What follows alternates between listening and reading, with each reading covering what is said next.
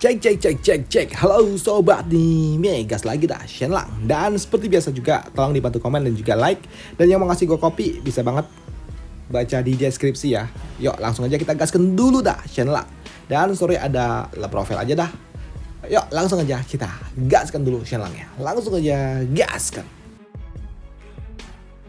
Mereview sedikit dari part sebelumnya, saat ini Shenlang dia pun kedatangan orang-orang yang berasal dari kamar dagang Tiandou, di mana mereka akan mengadakan sebuah pertemuan. Dan di sini kedatangan dari orang-orang ini tentunya membuat Shenlang dia pun mempersilahkan mereka untuk masuk. Dan di sini dalam pertemuan itu orang-orang ini pun mendapatkan sebuah rumor tentang keluarga Jin yang katanya kekurangan uang, tapi terlihat kayaknya enggak juga. Dan hal itu pun terlihat dari pakaian yang digunakan oleh Shenlang. Di mana Shenlang dia juga mengatakan kalau mereka memang utang sama orang-orang, tapi bukan berarti kami ya miskin juga, ucap dari Shenlang. Dan di dalam pertemuan itu di sini orang ini dia pun bertanya di mana patria keluarga Jin, karena mereka akan melakukan sebuah negosiasi. Tapi Shenlang dia pun mengatakan kalau akan melakukan negosiasi sama dengan dirinya aja. Dan itu membuat orang ini dia pun nggak suka dan dia nggak terima. Dan dia hanya ingin melakukan sebuah negosiasi dengan patria keluarga Jin. Tapi Shenlang dia pun mengatakan lagi kalau negosiasi ini akan diwakili oleh dirinya. Yang membuat orang tua ini dia pun bertanya apakah itu juga termasuk tentang menjual mansion ini dan juga tanah yang dimiliki oleh keluarga Jin. Hingga membuat Shenlang dia bertanya apa? Jual tanah? Jual mansion? Kapan kami mau jual? Ucap dari Shenlang. Namun di sini orang ini dia pun mengatakan jika tidak ingin menjual mansion dan juga tanah, lantas kenapa? Kenapa mereka ingin melakukan sebuah negosiasi? Apalagi mengatakan sebelumnya di dalam surat kalau akan ada sebuah negosiasi dengan total nominal yang sangat tinggi. Ucap dari orang tua ini. Karena memang yang dimiliki oleh keluarga Jin hanya dua, yaitu tanah dan juga mansion yang bernilai tinggi. Ucap dari pria tua itu yang membuat Shenlang ya elah, masa mereka berpikir kalau kami akan jual tanah dan juga mansion, pikir dari Shenlang. Dan untuk orang tua itu dia pun langsung ngitung nggak tuh, dihitung semua tanah yang dimiliki oleh keluarga Jin ada berapa dan juga dua mansion utama yang dimiliki oleh keluarga Jin. Dan jika di total maka senilai harga 290.000 koin emas.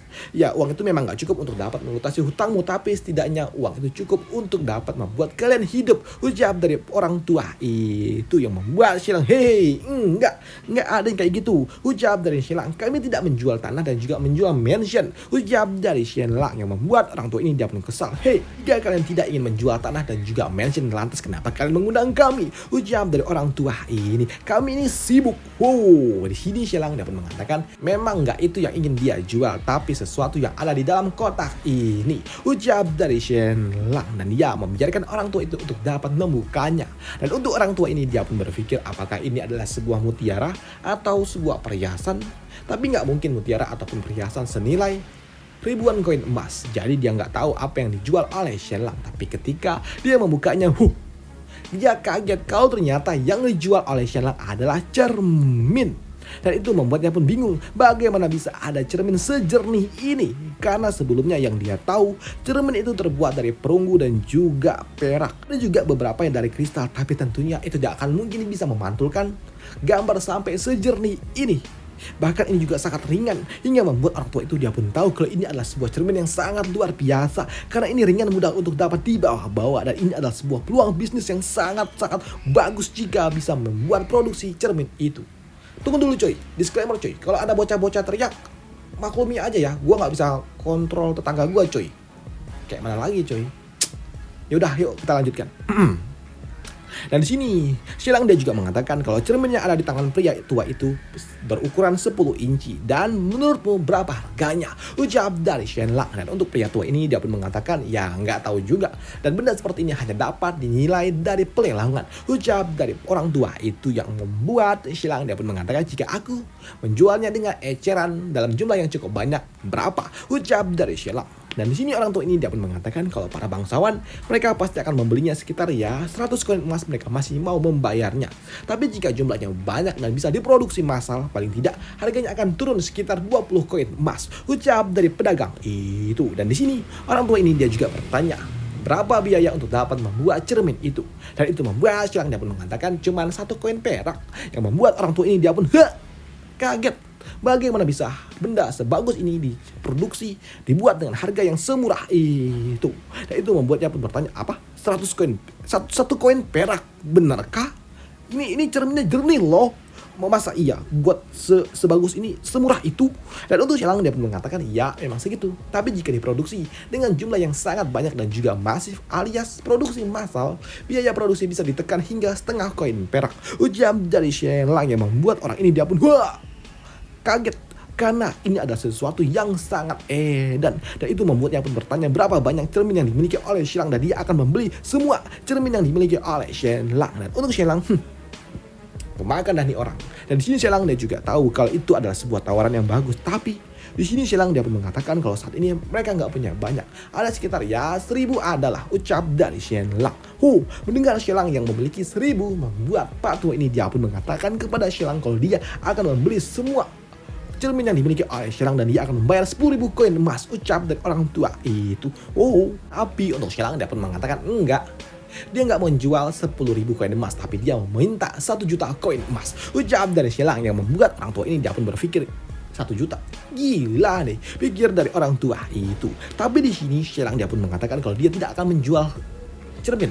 Dia nggak cuma jual cermin, tapi dia akan menjual lisensi. Bagaimana caranya membuat cermin itu, metode dan juga teknik pembuatannya utuh.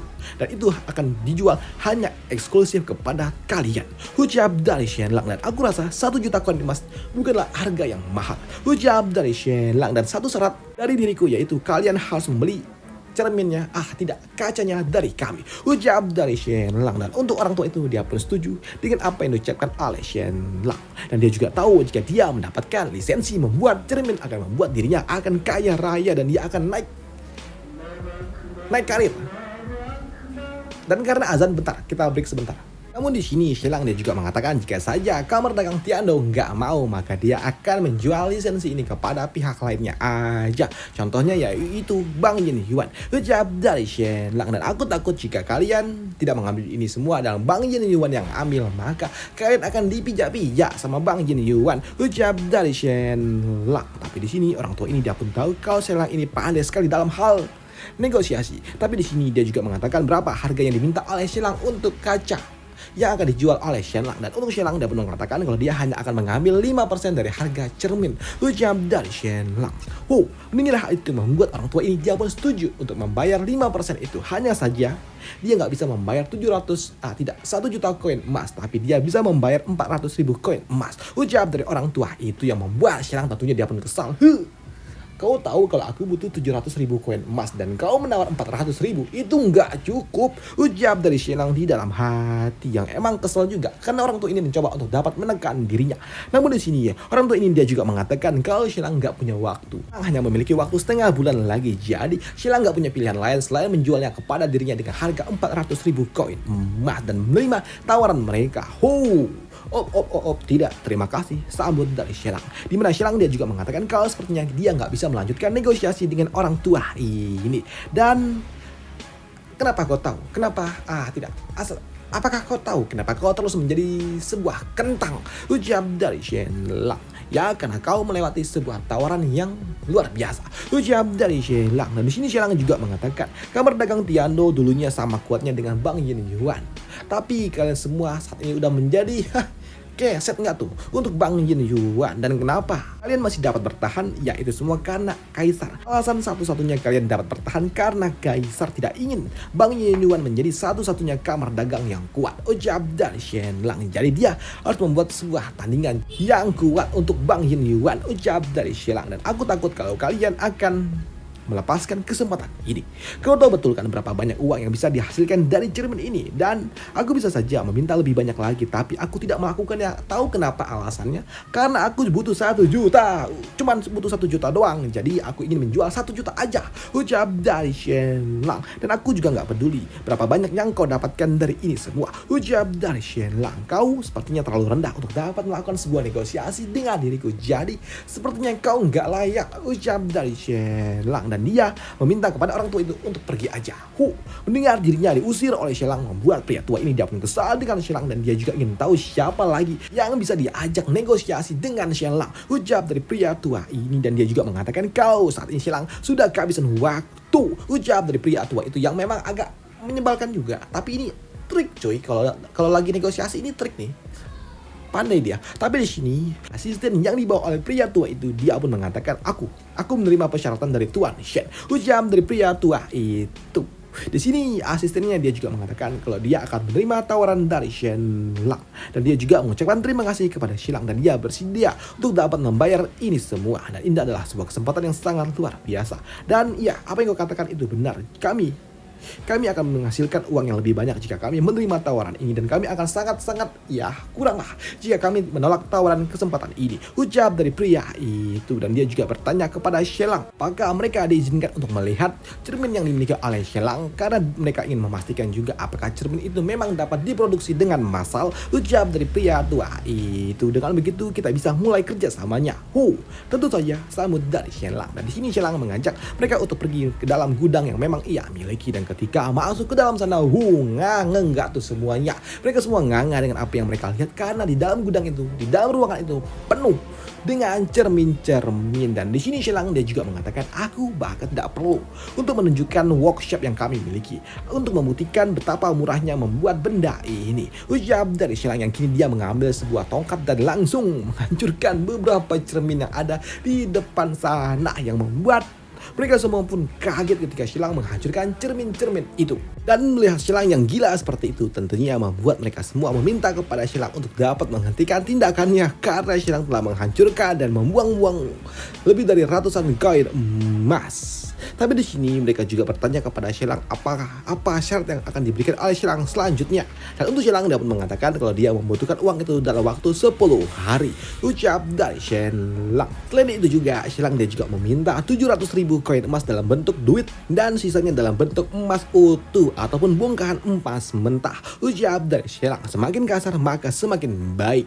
Dan tentunya syarat yang diberikan oleh Shen Lang adalah sebuah syarat yang memang agak sedikit aneh. Buat apa bongkahan emas? Tapi ya sudahlah, karena Shen Lang telah meminta itu semua, maka mereka menyanggupinya. Mereka akan membayar 700.000 koin emas dan juga 21.000 kati dari bongkahan emas utuh dalam waktu 10 hari. Dan untuk Shen Lang dia juga meminta kepada orang-orang ini mengirimkan uang itu secara rahasia. Semakin rahasia semakin baik, dan jangan ada satu orang pun yang tahu tentang ini semua, ucap dari Shen Lang. Dan hal itu pun disanggupi oleh orang-orang ini. Oke, baiklah kalau begitu, sampai jumpa dalam beberapa hari, ucap dari Shen Lang. Dan untuk orang tua itu, dia pun langsung kembali cepat ke ibu kota, karena dia harus bertemu dengan para tetua dari kamar dagang Tiando soal kesepakatan gila yang telah dia berikan kepada Shen Lang. Sedangkan di sisi lainnya saat ini untuk Jin Muncong, dia pun mendapatkan pena baru yang dibikin oleh Shen Lang. Dan dengan pena baru ini di sini Muncong dia dapat menulis lebih banyak lagi. Dan untuk Shen Lang dia saat ini mendikte untuk Muncong membuat sebuah novel karya yang telah memang disiapkan oleh Shen Lang untuk dapat menaklukkan Nona Qiuyao. Dan setelah dikte yang diberikan oleh Shen Lang, pada akhirnya Shen Lang telah berhasil mendapatkan sebuah cerita yang sangat luar biasa, dan dia langsung mengirim seseorang untuk mengirimkan ini semua kepada Nona Xiu, dan dia harap ini semua dapat berjalan dengan lancar, ucap dari Shen Lang. Dan dalam waktu beberapa hari, paket yang diberikan oleh Shen Lang akhirnya tiba ke Nona Xiu, dan Nona Xiu ketika dia membacanya menganga ketika dia melihat cerita yang diberikan oleh Shen Lang. Dan ini adalah sebuah cerita yang sungguh sangat luar biasa, dan dia yakin dengan cerita ini pasti dia dapat menaklukkan Qiuyao, ucap dari Nona Xiu. Dan dia yakin dia akan menjadi pelayan pribadi bagi Nona Yao. Dan benar saja, keesokan harinya Nona Yao saat ini dia sudah waktunya untuk mendengarkan sebuah cerita. Tapi tiba-tiba aja dia mimisan nggak tuh? Tiba-tiba mimisan dan dia cepret. Dicepletin gitu aja nggak tuh. Dan dia juga meminta kepada pelayannya untuk mengirimkan beberapa orang untuk bercerita. Dan kali ini ada 4 orang yang akan diutus, di mana orang-orang ini harus memberikan judul yang terbaik dan juga memberikan sedikit hipnosis tentang cerita yang akan mereka bawakan. Dan untuk gadis ini dia kesal juga dengan Nona Xiu. Dan untuk Nona Xiu tentunya dia nggak suka juga dengan si gadis menyebalkan ini. Dan di sini untuk pelayan pribadi dari Nona Yao, dia juga meminta kepada mereka untuk segera mulai satu persatu. Dan benar saja, kini satu persatu dari para gadis-gadis pencerita, ini gede banget nih. Ya, gadis ini dia pun mulai menceritakan dan juga memberikan hipnosis serta judul.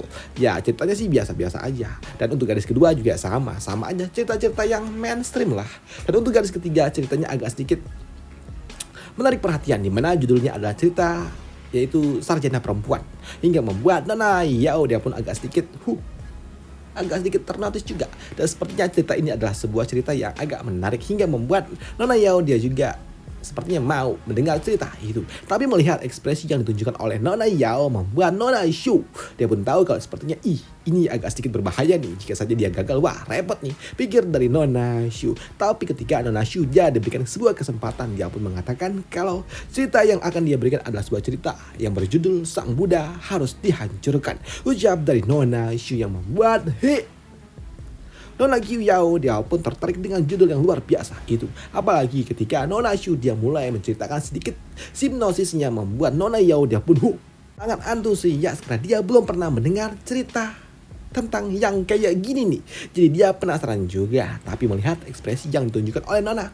Yao membuat pelayan pribadinya dia pun mengusir Nona Shu untuk pergi dan membiarkan gadis ketiga aja. Tapi untuk Nona Yao dia pun meminta kepada pelayannya untuk membiarkan Nona Shu yang bercerita untuk kali ini. Dan itu tentunya membuat Nona Shu dia pun sungguh sangat senang. Dan benar aja beberapa saat kemudian Nona Shu dia pun mulai bercerita tentang cerita Sun Gokong.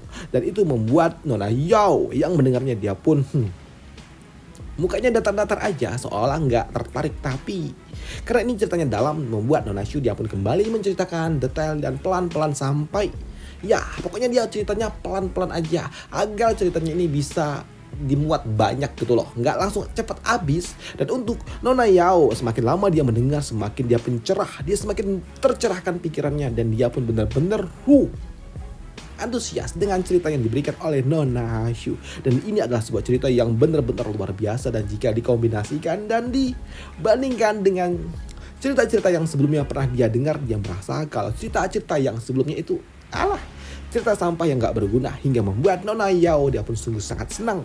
Dan dia meminta kepada Nona Shu untuk bercerita ini sebanyak 2 kali sehari. Dan dia juga meminta kepada Nona Shu untuk ikut bersama dengan dirinya kemanapun itu. Dan tentunya hal itu membuat Nona Shu dia pun antusias, senang dengan itu semua. Apalagi cerita ini ada ratusan bab. Dan itu membuat Nona Shu dia pun diminta untuk ikut bersama dengan Nona Yao kemanapun dia pergi. Yang membuat Nona Shu dia pun sungguh sangat senang karena dia akan menjadi pelayan pribadi, orang terdekat yang ada bersama dengan Nona Yao. Tapi walaupun dia senang, tapi dia juga agak sedikit kesel karena dia gak bisa menaklukkan Nona Yao tanpa bantuan dari Shenlang. Ucap dari Nona Shu. Sedangkan untuk Nona Yao dia pun sungguh sangat antusias dengan cerita itu karena cerita itu adalah cerita yang bebas hingga membuat dirinya juga ingin hidup bebas seperti cerita yang diberikan oleh Nona Shu. Dan karena udah waktunya gue jemput bini gue, jadi kita selesaikan cerita kita di sini dulu. Dan sampai jumpa di part lanjutannya besok atau nanti sore, nggak tahu kapan. Langsung itu aja dan sampai jumpa, bye, thank you.